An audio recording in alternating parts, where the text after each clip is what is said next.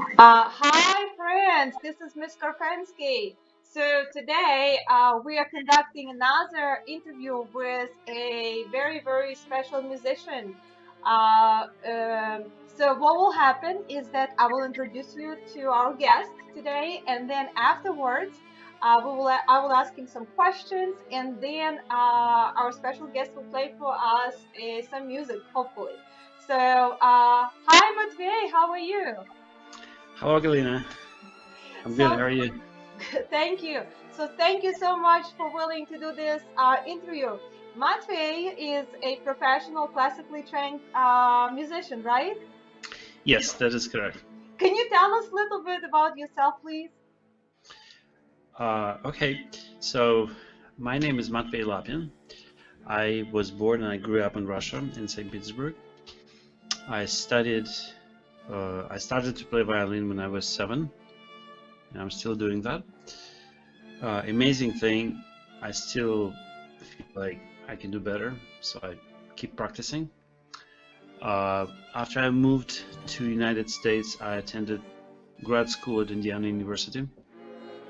And then now I am teaching privately and playing in different groups and orchestras.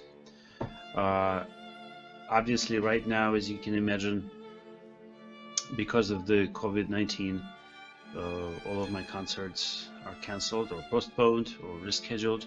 So this side of my activity is down, but I keep teaching, and I teach all of my students currently online by Facebook or Zoom or Skype or FaceTime.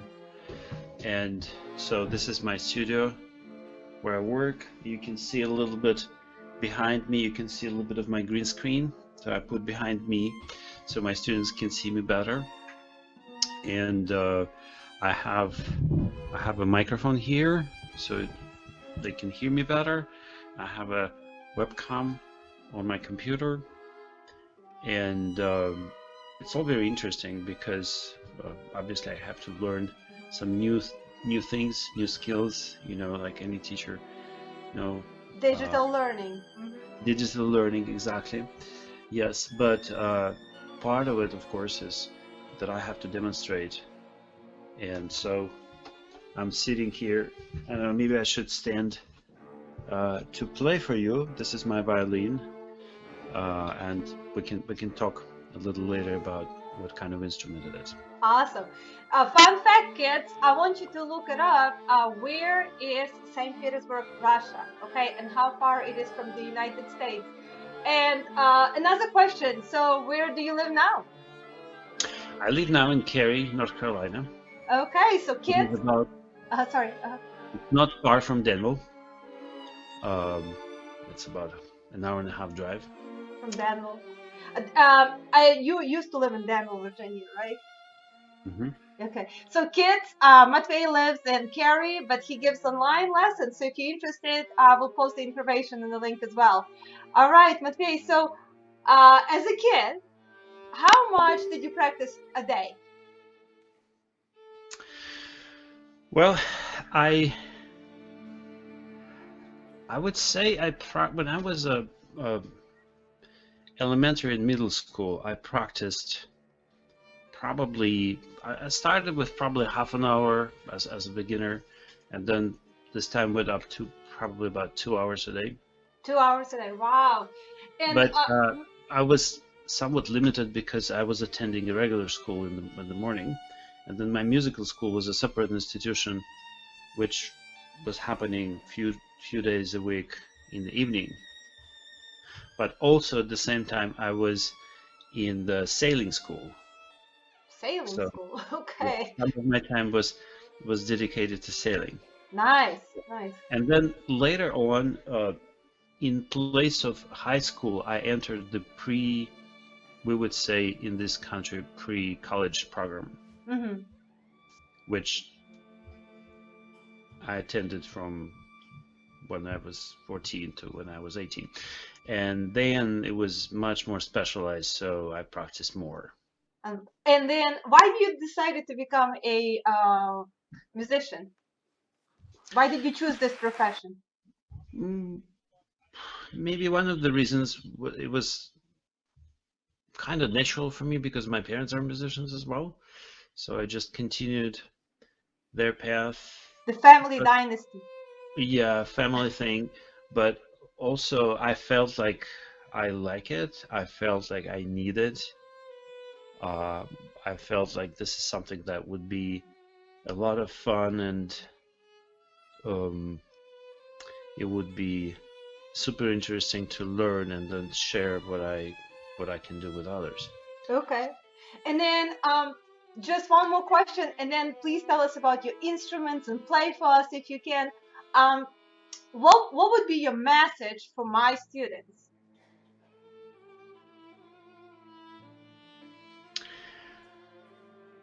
Music is music is an amazing thing. It's a language of communication, and what is very special to it is that you can talk with anyone, anywhere, even even with a person that you cannot talk verbally. You can Mm-hmm. talk with music. So this is really what unites us all in any country.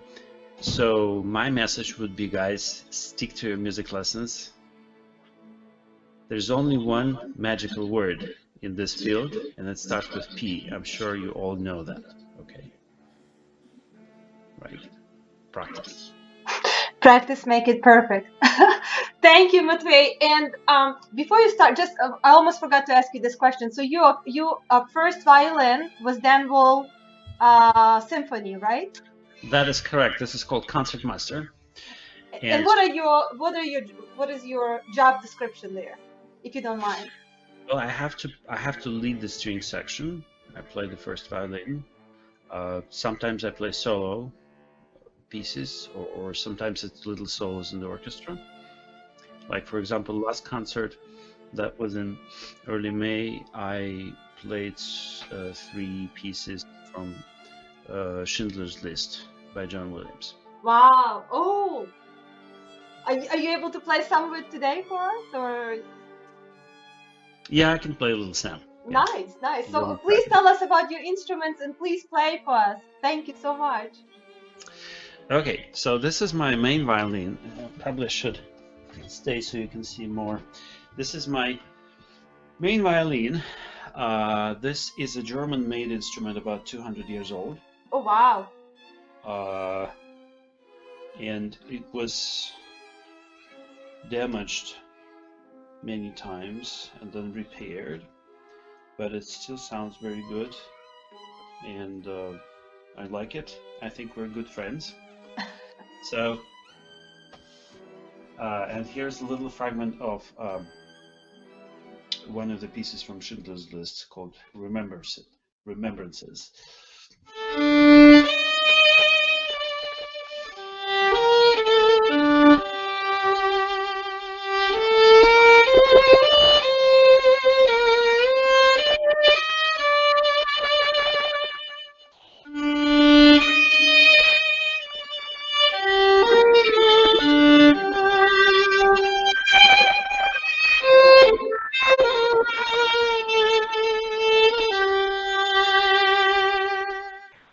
Yay! And then it's by John Williams. Yes, this is music by John Williams. Because with my kids, we did study John Williams. We spent a whole month studying John Williams, and some of them know how to play Star Wars theme on a xylophone. Yay! So they know John Williams. This is exciting. Okay, so I also part of what I do is so-called historically informed performance, and in short, this is that we try to play the music of different times on the instruments that was composed for.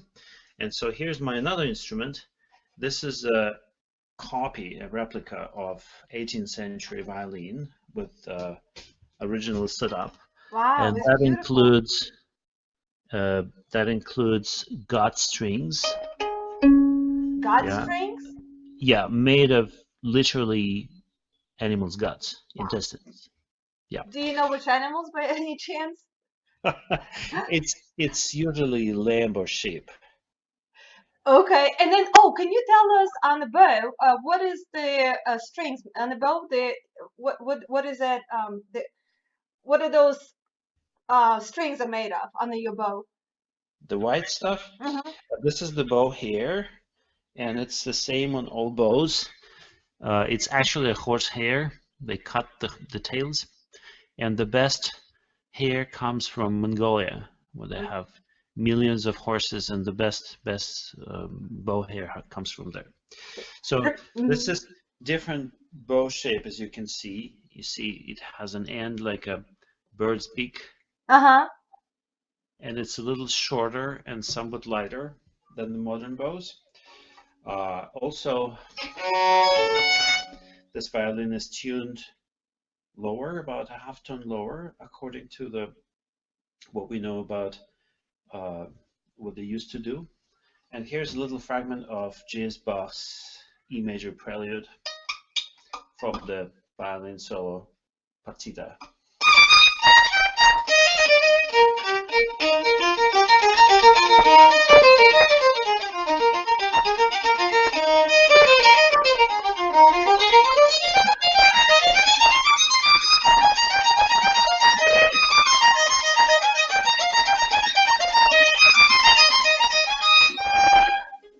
Nice.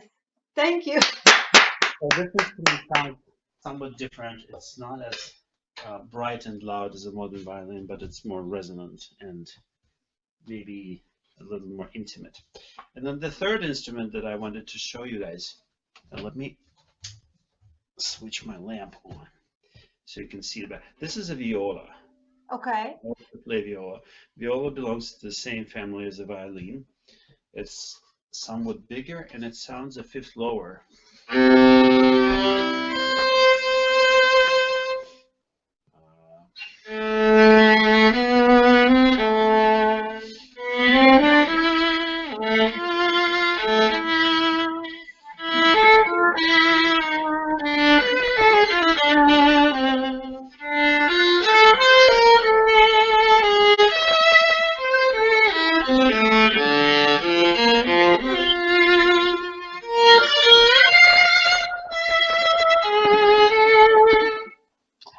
What were you playing?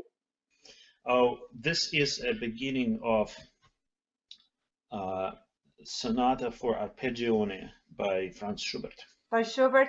And I Yeah. noticed you were twisting your bow. By the way, a couple months ago we did the whole section on string instruments, so the kids know about thick lines, thin lines, making them tighter. Why did you twist your bow? Say it again. I saw you doing twitching your I, bow. Yeah. yes, I tighten. There's a screw Hmm. that moves this little part, which is called the frog. You see this black part. The frog moves along the bow back and forth, and by turning the screw, I can tighten the hair more or less. Hmm. And when it's more tight, what does it do? It needs to be tightened to a certain extent to play, but when I place it back in the case, it needs to be untightened. It needs to be relaxed.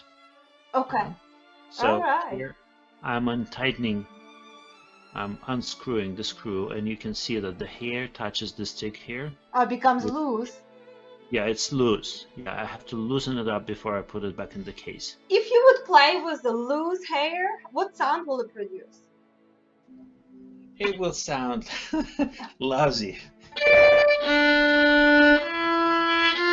Still sounds great. You It still still sound. sounds. It still sounds, but it's because the stick then touches the strings, the sound becomes dizzy. Okay. Well, this is amazing. Matvey, thank you so much. And my kids learn about string instruments, but we never went into depth about violin or viola. And I just can't wait to share this video. So, would you like to play anything else, or that's it?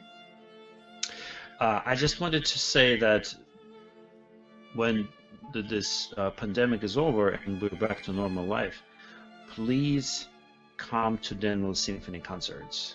They're free They usually perform 4 concerts per season, and we can include the orchestra's website as well. Oh, in the. I'll definitely do this. And you know, Yes, my mom and I, we always go to the concerts. We love them. We love them, and it's amazing what orchestra does for the community. It's amazing, and we enjoyed. We went for Christmas.